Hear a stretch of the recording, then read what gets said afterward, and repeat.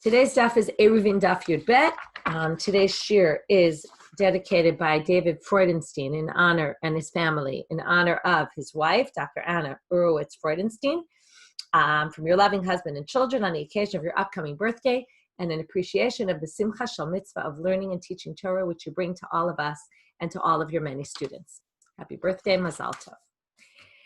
Okay, before we start today, I just want to say that I kind of gave a little pep talk the other day about how difficult Eruvin is and you kind of have to keep with it. So first of all, today's a lot of an easier daf, and I want to just give you a sneak preview into tomorrow. Tomorrow is one of the best dafim of Shas.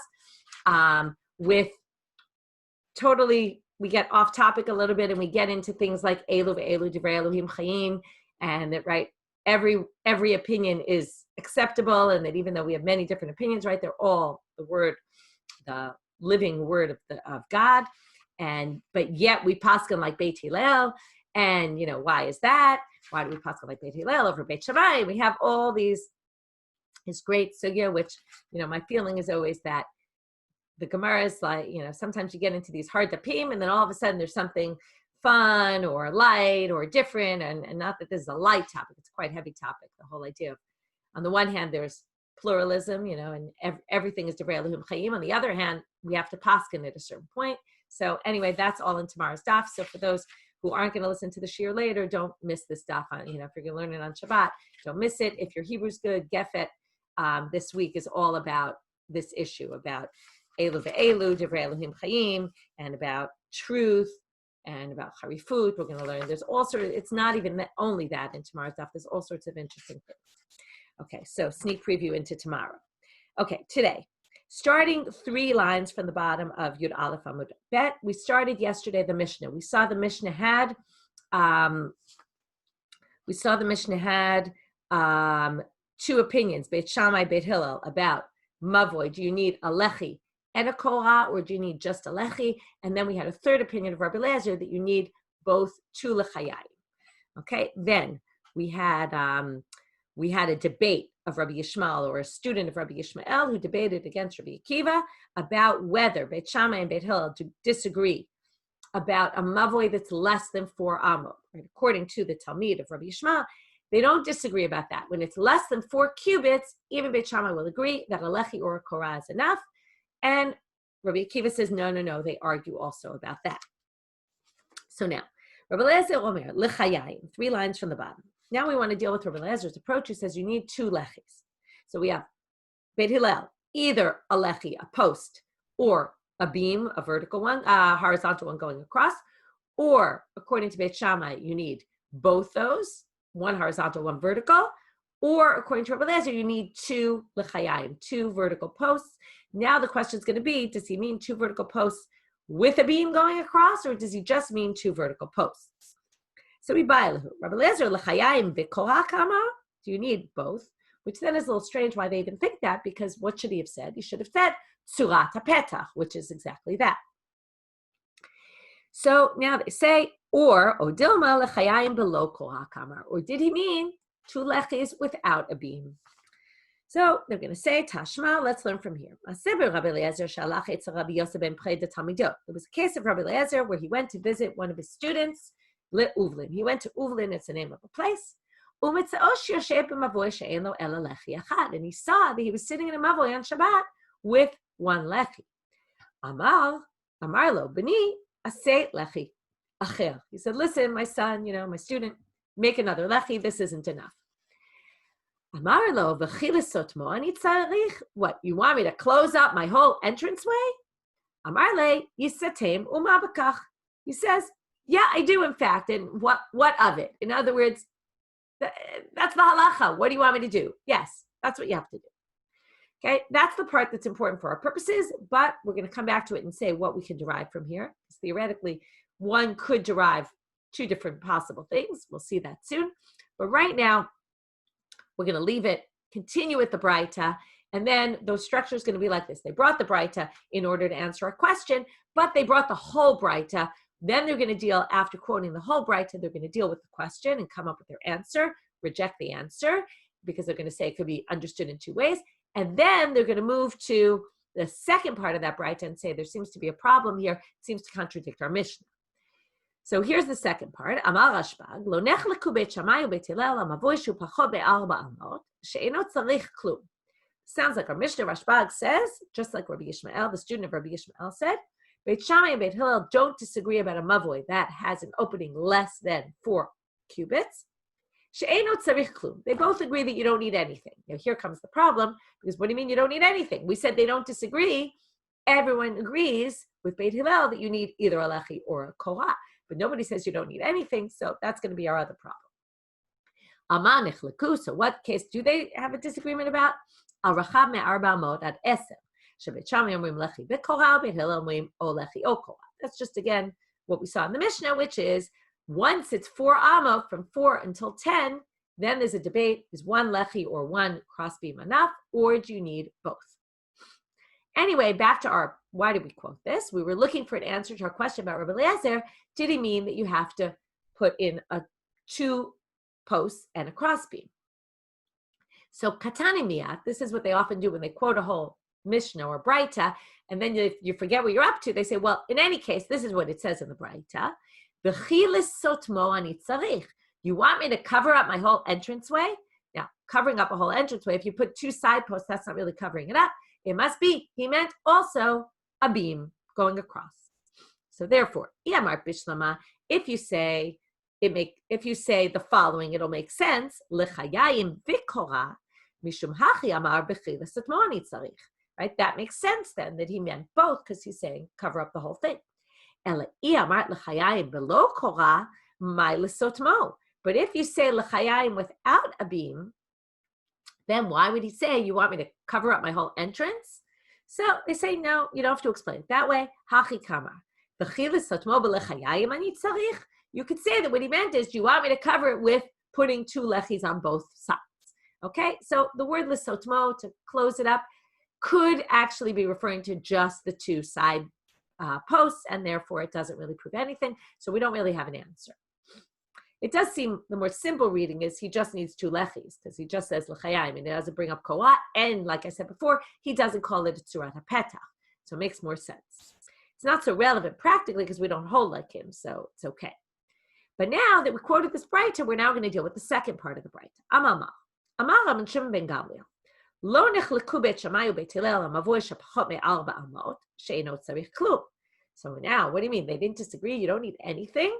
V'ha anantnan. Didn't we learn in our Mishnah? Mishum Rabbi Yishmael amar tamid achad b'fnei Rabbi Akiva. There was one student who's quoted in the name of Rabbi Yishmael in front of Rabbi Akiva that lo nechleku beit Shammai ubeit Hillel hamavoy shepachot me'arba amot shunital o belechi o bekorah. Less than 4 amot, they both agree, but they both need, say you need either a beam or a post. So you can't say that you don't need anything. So Amar Vashi hachi kama.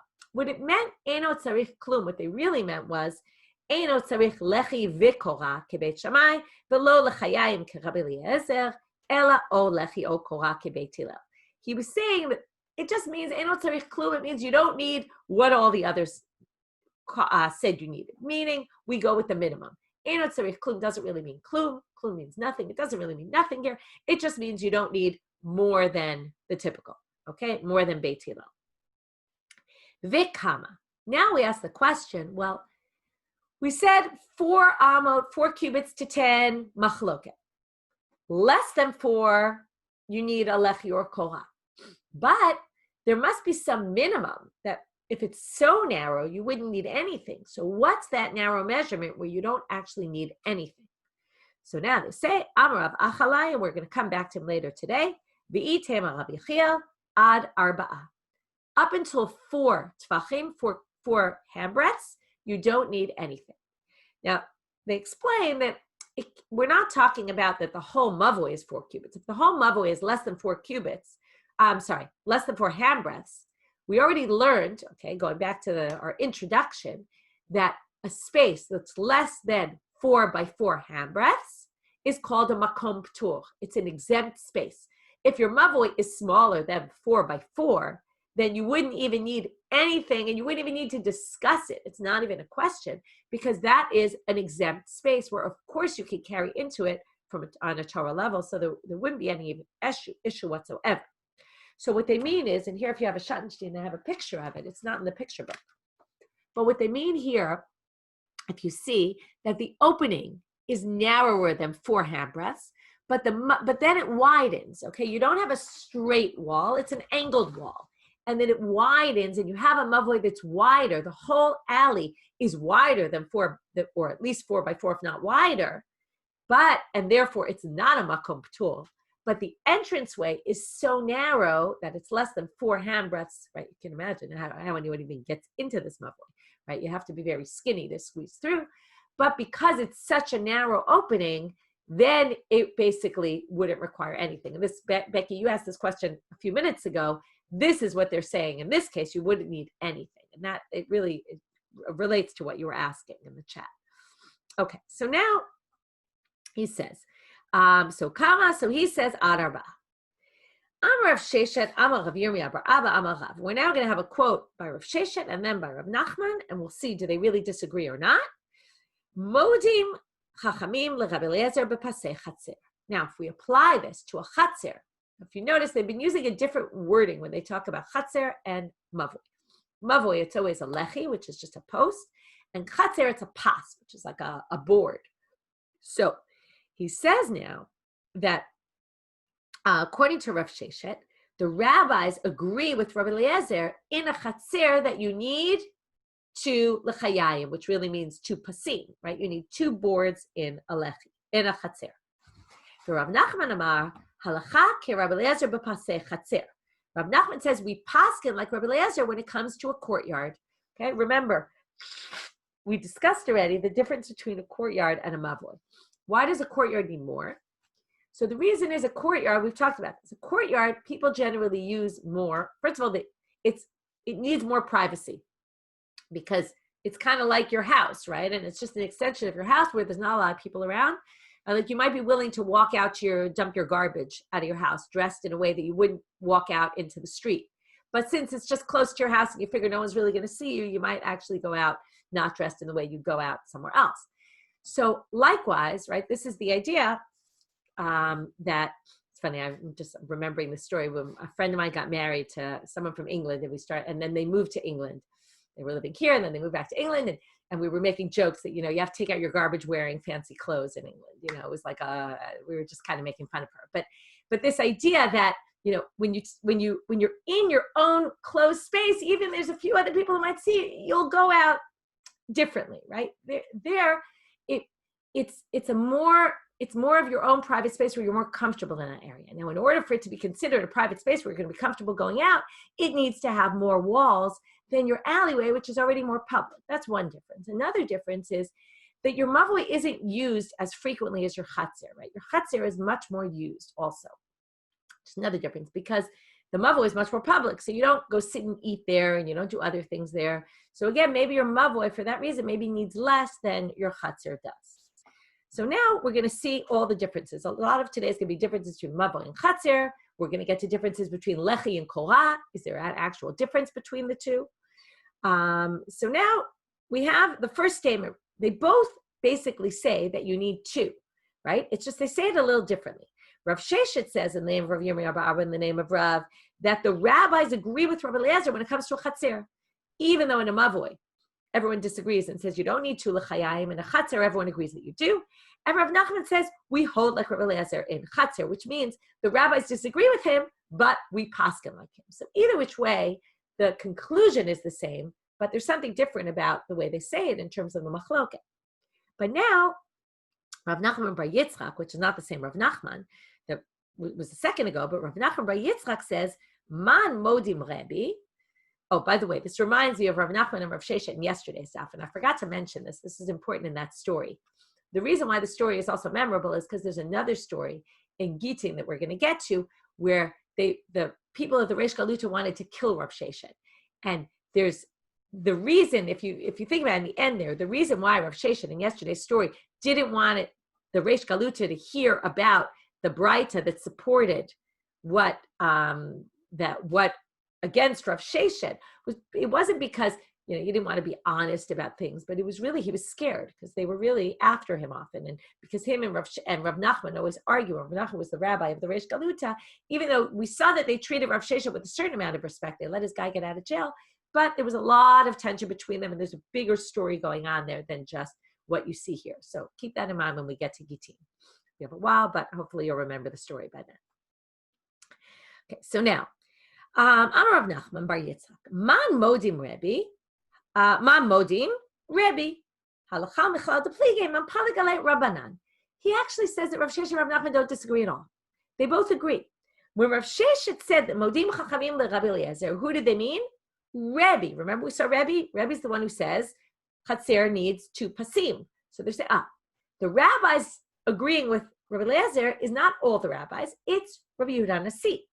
And when Rav Nachman says the halacha is like Rabbi Eliezer against the rabbis, he's referring to the rabbis who disagree with Rebbe. So they in fact all agree about the same thing. Ditanya, as we see in a Braita, Chatzer niter b'pas Rebbe Yomer b'shnei pasim. And therefore we see there's a machloket between Rebbe and the rabbis about is it 2 pasim or 1. And therefore we could say that Rav Sheshet and Rav Nachman both agree that the rabbis disagree with Rabbi Eliezer about it, but Rebbe agrees with Rabbi Eliezer about it. And that's what Rav Sheshet was focusing on, the rabbis who agree, on Rebbe basically, and Rav Nachman was focusing on the rabbis who disagree. And they don't actually disagree about anything. Rav Nachman and Rav Sheshet here. Amar Rav Asi, Rabbi Asi, Amar Rabbi Yochanan. So now Rabbi Asi tells us in the name of Rabbi Yochanan, again, we're trying to figure out when you have a courtyard, does it need more than a mavoi? So far we see that, at least according to some opinions, right, the rabbis think only 1, but others say, right, and we seem to hold that you need 2. So not only that, but Rabbi Yochanan also said, Chatzer tzricha shnei pasim. Okay, Chatzer needs 2. So Rabbi Zera is going to question this. Amar le Rabbi Zera le Rabbi Asi. Mi amar Rabbi Yochanan hachi. Did Rabbi Yochanan really say this? V'ha atu da amret mishmei to Rabbi Yochanan. You're the one who said in the name of Rabbi Yochanan something that's going to contradict. Pasei chatzer tzrichin sheyeh bahen arba'ah. You need, for pasei chatzer, you need 4 tvachim for your board that you're going to put up in your chatzer. Notice it does say tzrichin. Sounds like plural, but we're going to say the chitem arba'ah mikan va'arba'ah mikan. If you think that he needs 2 pasim of arba'ah, well, this is going to go against our chatzer ktana, the chatzer gdola case. Remember, this is going to be a review of that complicated thing we had the other day, which is v'hatani Rav Adabar Avimi kamei de Rabbi Chanina. Remember, he taught a braita about the Mishnah of the chatzer ktana shenifritza l'gdola. Remember the narrow courtyard that opened up into a wider one, and what did he say? Amar la kamei de Rabbi Chanina. He either said in front of Rabbi Chanina or Rabbi Chanina bar Pape. Ktana be'eser, gdola be'echatasre. He said the smaller one was 10 amot wide, and the bigger one was 11. That means, why is the bigger one allowed? Because it has walls. How wide are those walls? Those pasim at the end? They're altogether 1 amma, which is split into 2 sides, which is 3 and 3, or we saw maybe 4 and 2, but you certainly don't have 4 and 4. So basically, you can't say that what Rabbi Yochanan means is 4 and 4, when he said you need 4, because it doesn't fit with this braita that Rav Adabar Avimi brought. Kisalik Rabbi Zera miyamai, when he came up from the sea or from a place called Yamai, he said, Pershai, he explained now, Beruach achat ba'arba'ah, b'shtei ruchot mashu l'kan u'mashu l'mikan. He basically says you have 2 options in a courtyard. Either 4, a thick one on one side, or a long one, or 1, anything and anything. As long as you put up 2 posts, that's enough. Okay? It doesn't matter how thick they are. So now we have, according to Rabbi Yochanan, they explain according to Rabbi Yochanan anyway, Rabbi Zera's understanding, it's either or. Okay? Either 2 regular lechayim, any width, or 1 that's 4 on one side. Beha detane Adabar Avimi. And what about the Adabar Avimi, who said specifically it had to be 1 amma of either 3 and 3 or 4 and 2. So now we're going to go with the 3 and 3 option. Rebbe who v'savar like Rabbi Yossi. Remember, that's Rebbe who says you need 2. And Rebbe held like Rabbi Yossi that a minimum, if you remember, we saw this before, minimum lechi is 3 tvachim. So that's why he needed it, but that's only Rebbe's opinion. In other words, the braita that he brought is according to Rebbe and according to Rabbi Yossi, and that's why. But really, you don't need that. Okay? Really, if you have 2, it's fine if each one's very narrow. Amar Rav Yosef, Amar Rav Yehuda, Amar Shmuel. Now again, we keep going along the list of all the different important rabbis. What did they say about a chatzer? Okay, so far we had 2, right? 1 on either side. Then we have Rabbi Yochanan who said 2, but then we explained it to be either 2 or 1 4 tefachim wide would be enough also. So now, Amar Rav Yehuda Amar Shmuel, he now says in the name of Shmuel, Chatzer niteret bepas echad. All of a sudden we now see 1 is enough. So Amar le Abai le Rav Yosef, mi Amar Shmuel hachi. Did Shmuel really say this? Abai says to Rav Yosef, is this possible? V'ha Amar le Shmuel le Rav Chananya bar Shila. We have a conversation that he had with somebody else, and he says, At lo ta'avid uvda, ela oberov dofen, obeshne pasim. You either need the majority of the wall to be intact, or you need 2 posts. So this sounds like 1 post of 4 is not going to work, right? Unless 4 was the majority, which we'll get back to that. But the assumption is 4 tefachim is not the majority right now, and you either need that or you need 2 pasim. And the focus right now is going to be the 2 pasim. Okay, it sounds like you need 2. So Rav Yosef answers Abai like this. He says, Amarle, v'ana lo yadana. I don't really know what he said, but I know the following. There was a case that happened in a village of roim, of shepherds. Lashon yam hanechnas lechatzer hava. Okay, this is picture number, I'm going to get to pictures today. Picture number 95. You have a chatzer, and there was water outside the chatzer, and the water broke through and made a huge gap in the wall. Okay, so the wall is almost all missing on one side. So you have this Lashon Yam in this city, this village of the Roim. And what happened? Rav Yehuda. So it came before Rav Yehuda. Now Rav Yehuda said this in the name of Shmuel, so we're assuming that he would be saying this in accordance with that opinion. And yet, lo itzrache ela pas echad. He said you only need 1 pas here. If you have 1 pas, that's fine then. You can use the water that came through and you can carry within your chutzner. So then he says, so it looks like pas echad is fine. So I don't know about this oberov dofen, obeshne pasim statement, but I know about this story. So comes Abai and he says, no, you can't learn from that story. Amalei, lashon yam kamarta, kalu shikilu chachamim b'mayim. The rabbis were more lenient when it came to water. Why? People needed water on Shabbat. Remember the pasei biraot? People need to drink water, so they made this kula by water. And in a minute, we're going to see another kula they instituted by water that we also saw in the past. And we're going to see that because they wanted people to be able to access water, right? It's very hard for us to understand because we have sinks. So you just turn on the faucet. But in those days, when they didn't have that, they needed to be more lenient when it came to allowing people to drink. So therefore, how do we see that? Kal kushi kilu chachamim b'mayim. Kedibay Rabbi Tavla merav. Rabbi Tavla asked the following question from Rav. Mechitza tluya ma'u shetatir b'churva.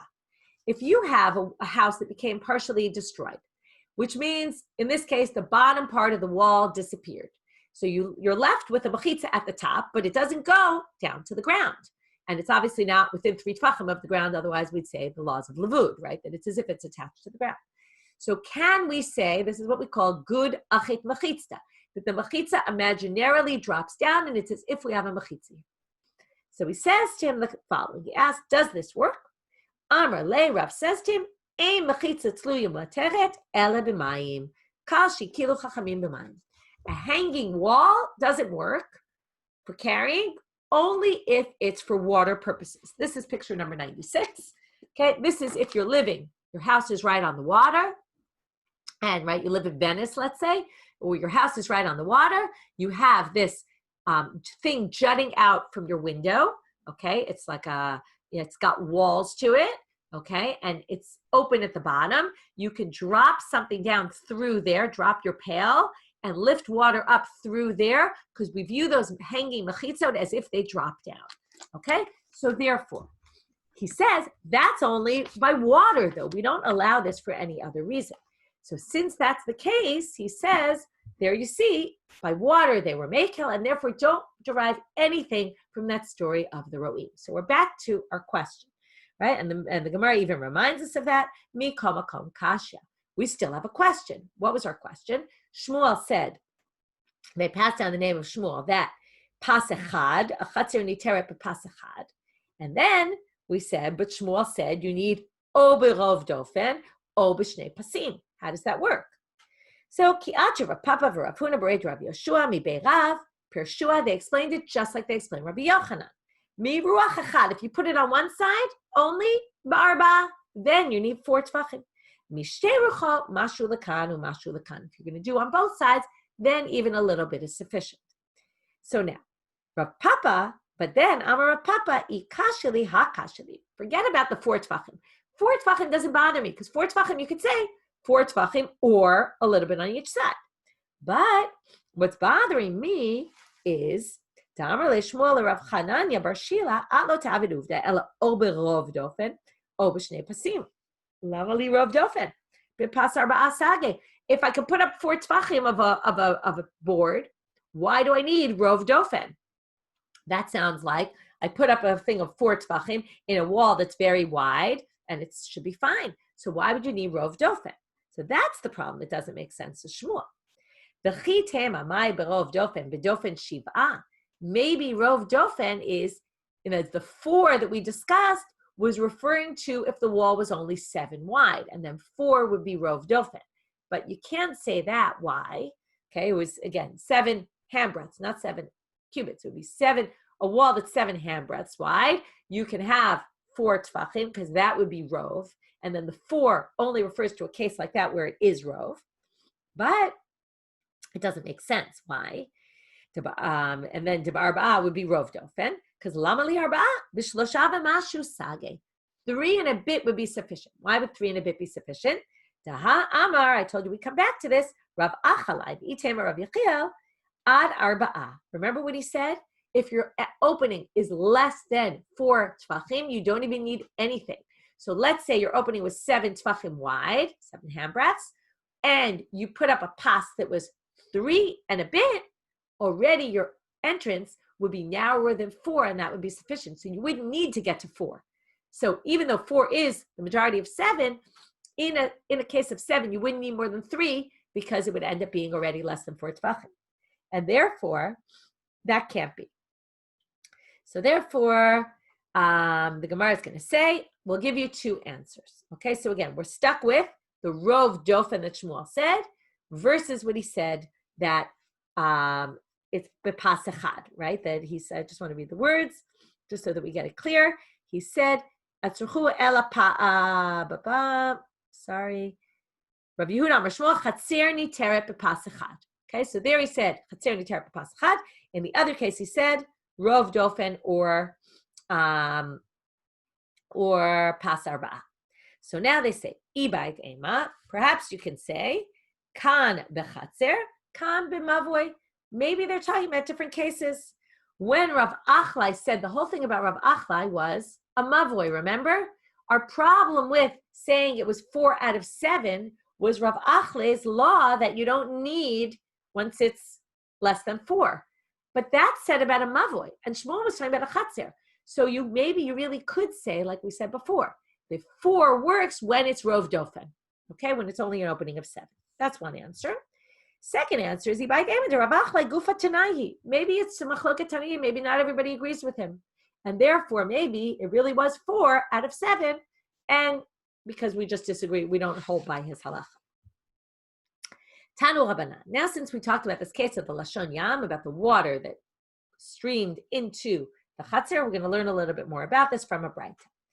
Tanu Rabbanan. Lashon Yam nichnas lechatzir. Ein memalim hemenu b'Shabbat elim ken yesh lo mechitza gavoha 10 tvachim. You can't fill up from that water unless there's some sort of mechitza. What's the problem here? The problem is there's water now in my chatzir. And even if I could carry within my chatzir, the question is, am I allowed to use the water? Because the water, and this we always talk about with liquids, it's kind of, it comes up with, like, let's say it's on Shabbat and you forgot to take Trumot Masrot and you want to just designate some of what's in your liquid. But you can't because it all moves around. Or can you? Can you say maybe later, retroactively, it'll be that this wasn't my Truma? Anyway, if you didn't follow all that, don't worry. We'll get to it many times in the Gemara. But in any case, we're going to say here that the water is attached to the water that's outside. So are we allowed to take the water from here? So they say you need something more significant to allow that. You need a mechitza of 10. Okay, picture number 97. Okay, here's your space. Your water's going in. If you have a mechitza of 10, that allows a mechitza that's actually 10 tefachim tall, right? And it's serious mechitza, that allows it. Okay, so if you have a mechitza, then you can use the water. But what's this case? you need a mechitza only if the opening is more than 10 cubits wide. It should be eser, not asara. Eser, right? This is always the confusion. Eser refers to cube amot. Ama is feminine, so eser would be the word that matches.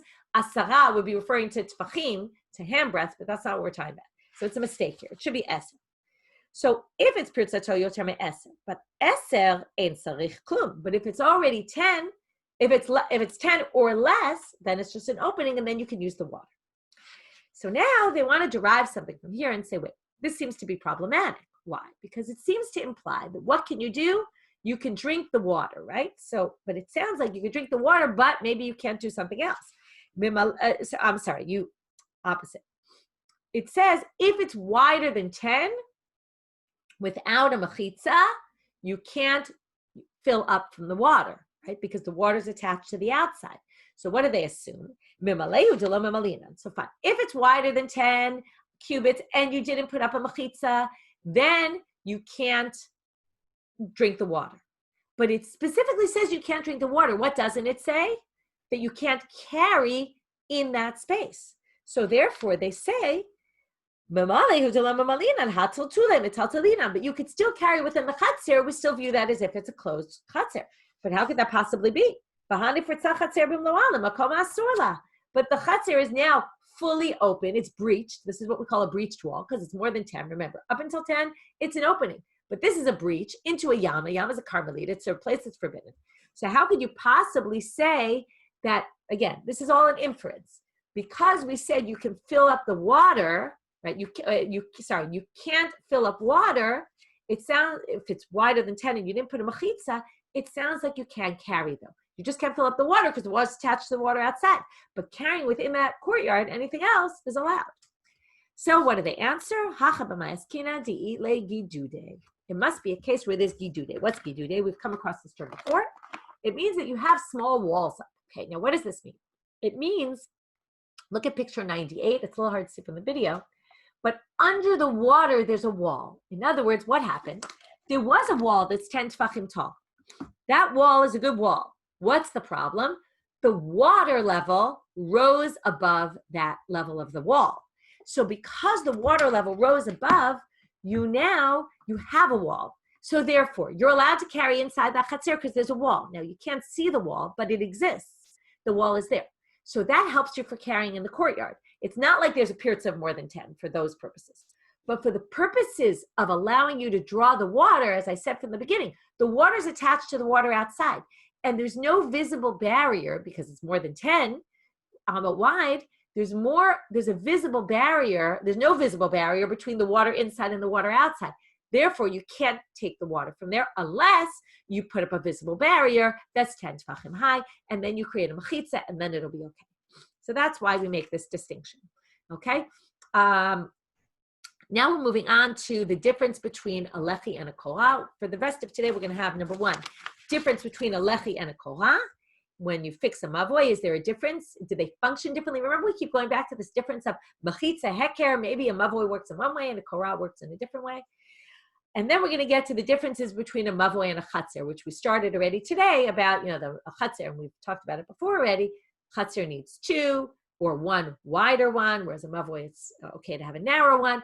How exactly do you know what's a mavoy, what's a chatzir, or maybe more like, could there be a mavoy that has laws like a chatzir or a chatzir that has laws like a mavoy? So we'll get back to that at the end. Now we're going to talk about the lechi and the korah. Amar Rav Yehuda, mavoy shelo nishtatfu bo. If people didn't do food together, remember, you need two things. You need the lechi or the korah, and you need food to be together with food. So if you have a mavoy shelo nishtatfu bo, hichshiro b'lechi, let's say you put up a lechi. Now that won't allow you to carry inside. But what might it do? It will turn this reshut, that's a mavoy, which is a public space, into a private space. For what purpose? Remember, we've done this before. Not to allow carrying. For that, you need more. But to forbid carrying from reshut or abim into here. Maybe this is already a reshut yachid mida oraita by Torah law, which means that if I took an object from outside and I brought it inside, this mavoy is now a private domain, and I will be obligated by Torah law. So that's what he's saying here. Even though we're not together for food yet, but If you put up a lechi, hazorek l'tocho chayav. If you throw something inside there from the public domain, you're going to be obligated by Torah law. It's considered a reshut yachid. Hichshiro b'korah, but if you put up a beam going horizontally, then hazorek l'tocho patur. That's not going to create an additional wall to make it like you're going to be obligated by Torah law. This isn't yet a reshut yachid. Seems a little bit strange, and the Gemara is going to question this.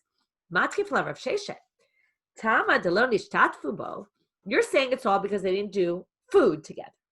Ha nishtatfu bo, if they did go together with food. Afilu hechshiro b'koreh nami chayav.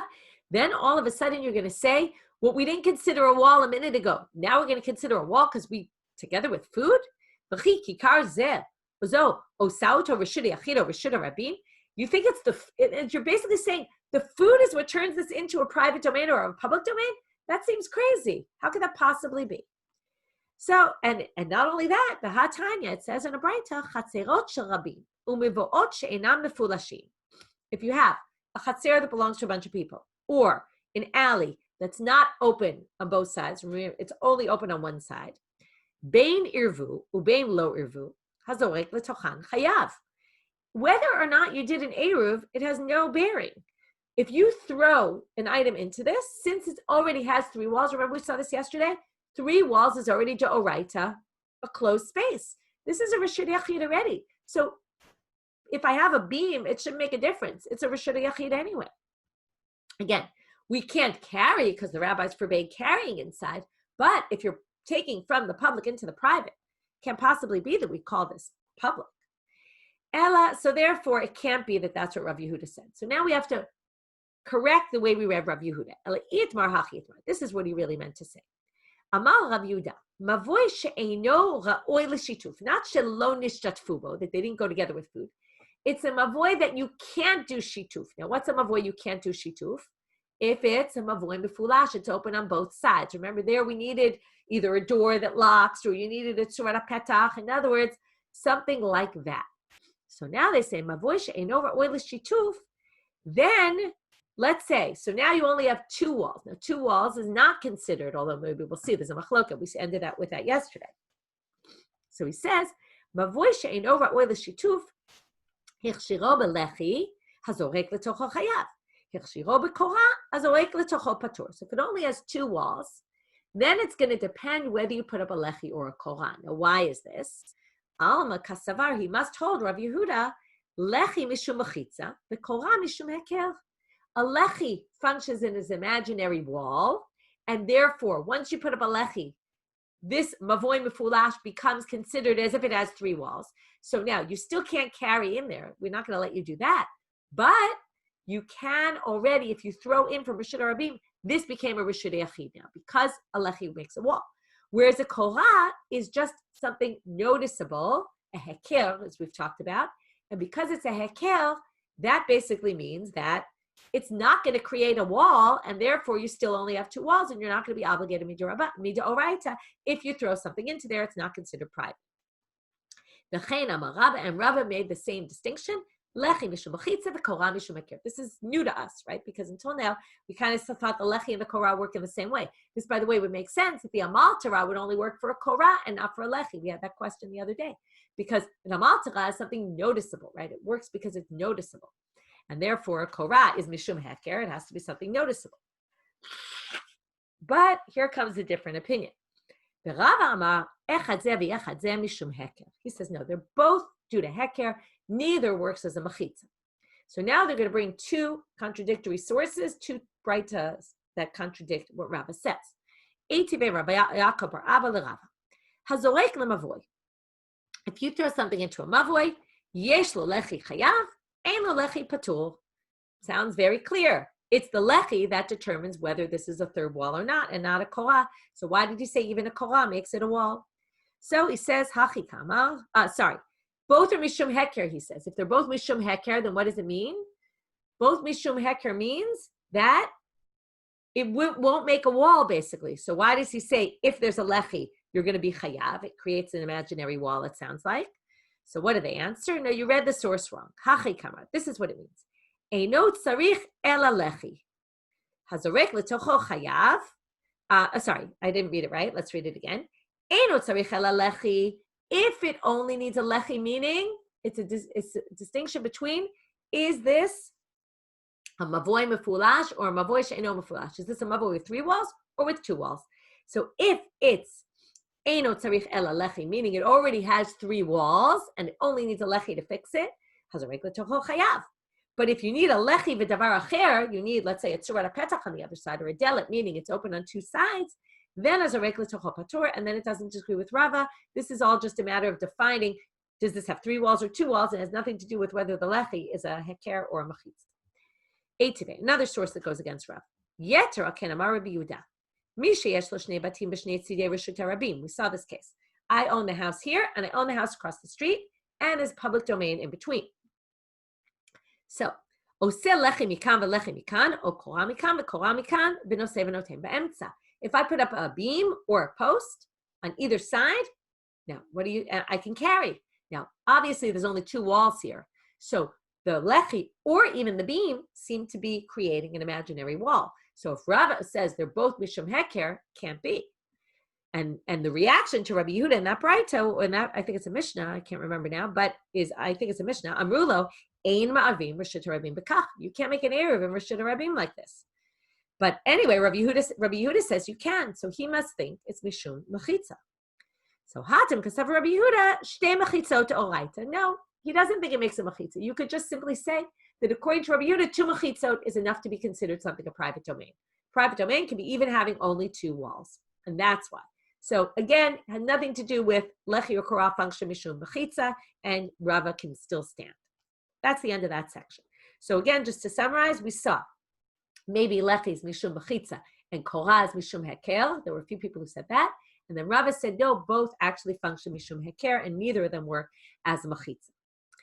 And then you have to say that all the other cases are either talking about that there's 3 mechitzot is mechitza, and the lechi is just an addition, right? Or versus 2 mechitzot isn't, or maybe Rabbi Yehuda's position is that 2 mechitzot is sufficient to be considered a private domain, midoraita. Again, private in the sense that if you moved from the public to the private, you'd be obligated, and public in the sense that you can't carry inside, though. Okay, now we're moving into our difference between how do you know when a mavoi is a mavoi and a chatzer, when a mavoi is a chatzer, or when it would have laws like it. So, Amar Rav Yehuda, Amar Rav, we saw this before, mavoisha or kol kiruchbo. Remember, the mavoi has to be long and narrow. So it has to be more long than it is wide. What if it's equal? What if it's a square? Mavoisha or kol kiruchbo eino nitar belechi mashu. A lechi of mashu is not going to work there. It becomes more like a chatzer. Amar Rav Chia bar Ashi, Amar Rav, mavoisha or kol kiruchbo eino nitar bekorah. Okay, these are basically 2 statements in the name of Rav. One saying a lechi doesn't work there, and one saying a beam doesn't work there. Amar Rabbi Zera, kama mechuvan shmata sabe. Wow, very nice what you said. Kevanda or kol kiruchbo habe lechatzer. It basically turns into a courtyard. The chatzer einani teret belechi bekorah ele bepas. Now, get rid of the words arba'ah. Some people don't have this, and it makes a lot of sense to not read this word arba'ah yet, because it sounds like he's saying it's not nitar belechi bekorah, it's nitar bepas. Okay, now this would show, by the way, that a pas is a little bit different than a lechi. Okay, anyway, let's read it that way. But then Rabbi Zera says, even though a minute ago he said, oh, it's very nice what you said, that a mavoi that is equal as a square is going to be treated like a chatzer. But I'm Rabbi Zera, yikashili hakashili. But this would be more difficult to me, though. This I don't understand. Lehavi hai lechi kepas mashu v'nishtare. But if it's going to be like a chatzer, and a chatzer you can use a pas for, a lechi is really not much different than a pas. I'm assuming that what he's viewing is that there were 2 different materials that you used. One was like maybe a reed or something that you just put up, or something, and the other one was made of wood. That it was just called something different. It was a different thing, but really it's kind of one and the same. So if a pas works for a chatzer, the lechi should work for the mavoi, even if it's a square. So what do they say? Well, he obviously ishtamitete. He forgot. Hadam Rabbi Yasi, Rabbi Yochanan, pasei chatzer tzruchin shieben arba'ah. He obviously forgot what we learned on the previous Amud, which is that you need a pas of 4 for a chatzer. A courtyard can only work if it's 4 tvachim wide. Okay, and therefore, and that's why it doesn't make sense. He said arba'ah in the beginning, Must be he didn't say it there, and then they corrected him and they said that's the big difference. A mavoi that's square needs a pas of 4, and that would be the obvious difference. Amrav Nachman, he's also going to say what he knows about this. Naktina, we learned Ezu mavoi shemitar belechi bekora kol she'orko yeter arochbo. It needs, number 1, longer rather than wider. Ubatim v'chatzerot ptuchim l'tocho, and you need houses and courtyards opening into it. Ve'ezu chatzer she'ena niteret belechi bekora ele bepas arba'ah. What determines something becomes a chatzer? That it needs a pas of arba'ah. Kol she'merubat, if it's square. So the Gemara says, merubat in agula lo. What if you had a round courtyard? You wouldn't need a pas arba'ah. So they say, wait, no. What it means is hachi kamar. I orka yeter al rochba havele mavoi. Umavoy beleche bekora saga. V'ilo havele chatzer. Basically, what it's trying to tell you is like this. It's not square rather than round. It's rectangular, narrow, rather than wider. Okay? And as soon as you get to equal or wider, then it's going to be, and then the question is it actually a chatzer? And the problem with saying it's a chatzer is we already know there's more than one difference between a mavoi and a chatzer. It's not just the shape, but it seems to be saying the laws are like laws of a chatzer. Vikama. Now the question is, how much longer does it need to be? How is there a ratio of length to width? So Savar Shmuel Meimar Shmuel wanted to say Adei kapishnayim berochba. It's not like just a centimeter more or an inch more. No, it has to be double the length of the width. But he wanted to say this, but Amar le Rav said no. Hachi Amar Chavivi, my uncle Rabbi Chia said, afilu mashu. As long as it's even a teeny bit, an inch more, centimeter more, that already is going to change. It's a game changer. As long as it's a little bit longer than it is wide, that makes it a mavoi. Okay, so we'll end here, and we'll pick up, like I said, with this whole fascinating daf, which again is reminiscent of what we saw a few dafim ago about Elu ve'Elu, about the bit machloka bit Shammai bit Hillel, but we're going to get more in depth into it in this daf, and this is the sugya that gets quoted even more often. And like I said, there's some other surprises in there, so you can look forward to tomorrow's daf. Shabbat shalom, everybody, and Chodesh Tov.